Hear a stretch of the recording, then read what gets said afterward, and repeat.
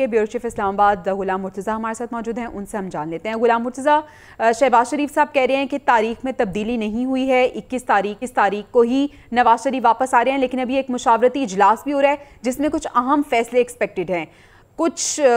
हम ये कह सकते हैं कि अनयूजुअल कोई चीज़ सामने आ सकती है? जी बिल्कुल अनयूजुअल हो सकता है, क्योंकि जो मुतालबा मियां मोहम्मद नवाज शरीफ ने एस्टेब्लिशमेंट के सामने रखा है उसमें उन्हीं 4 लोगों के एहतसाब की बात की गई है और मियां नवाज शरीफ की जानिब से ये कहा गया है कि इनका एहतसाब हर हाल में ज़रूरी है और एक सिटिंग जज हैं सुप्रीम कोर्ट ऑफ पाकिस्तान के, उनके हवाले से भी मियां नवाज शरीफ का ये कहना है कि अगर उनका एहतसाब नहीं होता तो फिर ये सारी प्रैक्टिस जो है उसका कोई फ़ायदा नहीं है। बल्कि हमारे ज़राए यहाँ तक ये बात बता रहे हैं कि मियां नवाज शरीफ ने कहा है कि फिर आप जो लोग वहाँ पे मौजूद हैं उन्हीं के दरमियान इलेक्शन करवा लें। मियां नवाज शरीफ ये कहते हैं कि शायद फिर उनकी पाकिस्तान को ज़रूरत नहीं है, लेकिन इस वक्त क्योंकि इस्टेब्लिशमेंट और बाकी मुक़्तदर हल्के जो हैं उनको पता है कि इस वक्त मियां नवाज शरीफ कोई ज़रूरत है मुल्क को और कोई ऐसा रहनुमा नहीं है जो इस तरह की सूरत हाल में मुल्क को निकाल सके। गुलाम मुर्तज़ा से हम एक बार फिर से रब्ता करने की कोशिश करेंगे। गुलाम मुर्तज़ा, अगर आपको आवाज़ आ रही है तो बताइएगा कि लंदन में मरियम नवाज़ भी मौजूद हैं, शहबाज शरीफ की भी मुलाकात हुई है नवाज़ शरीफ से, वहाँ पे भी यकीनन कुछ डिस्कशंस हुई है और जब नवाज़ शरीफ वापस आएंगे तो कानूनी चैलेंजेस भी हैं जिनका उन्हें सामना करना पड़ेगा। तो अब क्या लीगल टीम भी फाइनल हो गई है जो इन तमाम मामलात को देखेगी? जी लीगल टीम भी फाइनल है और एक ज़मानत कराई जाएगी ब्लैंकेट कवर के लिए। वो अब ज़मानत जो है वो इस्लामाबाद हाई कोर्ट से ली जाएगी और उसके बाद वो मियां नवाज शरीफ ये फैसला करेंगे कि वो आएंगे। उसके बाद एक ये हिफाजती ज़मानत इसको कहा जाता है लीगल टर्म में, उस हिफाजती ज़मानत के होते हुए वो उनको कोई गिरफ़्तार नहीं करेगा और वो अपने आप को सरेंडर कर देंगे before the court of law और वहाँ पे जाके पेश हो जाएंगे। उसके बाद इनकी नॉर्मल केसेस जो हैं वो चलने शुरू हो जाएंगे। लेकिन अभी जो वापसी है इसके ऊपर अभी मुशावरत जो है वो हो रही है और होगी। तारीख तो दे दी गई थी, लेकिन क्या वो उसी तारीख को वापस आएंगे इसके ऊपर जो है वो बातचीत हो रही है। जिस तरह से यानी शहबाज शरीफ के स्टेटमेंट के बाद भी अभी सवालिया निशान बरकरार है।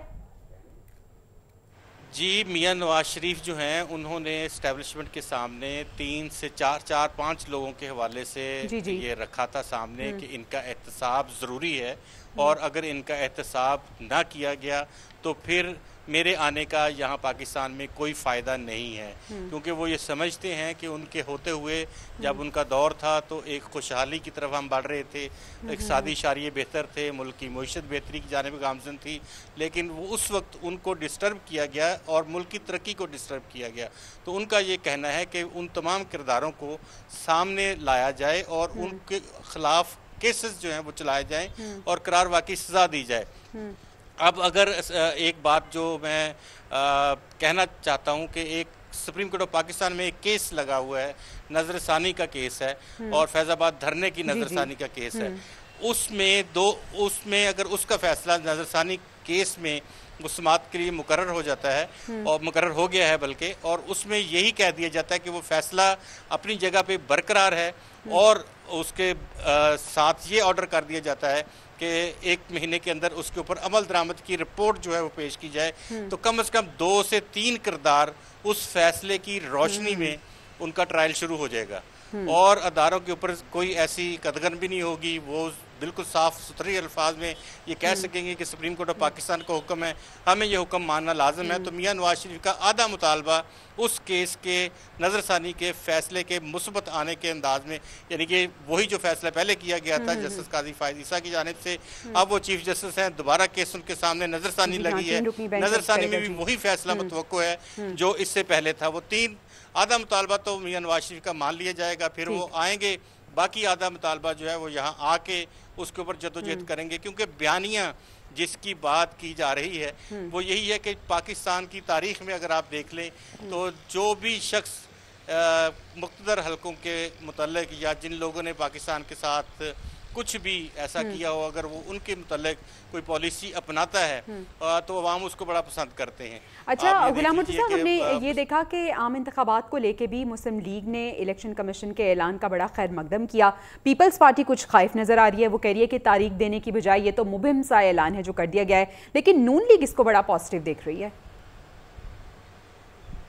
देखिए ये 54 डेज़ की बात है, जब 30 सितंबर उन्होंने हतमी तारीख जो है वो अनाउंस कर दी है कि 30 नवंबर को हतमी फहरिस्तें जो है लगा दी जाएंगी हल्का बंदियों की, तो उसके बाद 1 दिसंबर को एक्सपेक्टेड है कि 1 दिसंबर को शेड्यूल आ जाएगा। और अगर वो चैलेंज नहीं होते, ज़्यादा से ज़्यादा यही हो सकता है कि हल्का बंदियाँ चैलेंज कर दी जाएँ। अब कौन चैलेंज करता है, उसमें कितना वक्त लगता है, 10 दिन का वक्त लगता है, या अदालतों में जाते हैं तो अदालत ये कहती है कि आप इसको आगे लेके चलें, इंतखाबात करवाएं, बाद में इनको चैलेंज कर लीजिएगा, तो ये उस वक्त की बात है। लेकिन अगर हम नॉर्मल रूटीन में देखें तो 30 जो नवंबर है उसके बाद 1 दिसंबर को शेड्यूल आ जाना चाहिए, और 54 दिन चाहिए होते हैं किसी भी इलेक्शन के शेड्यूल के लिए। तो 54 दिनों में आप 24 जो आपकी 23-24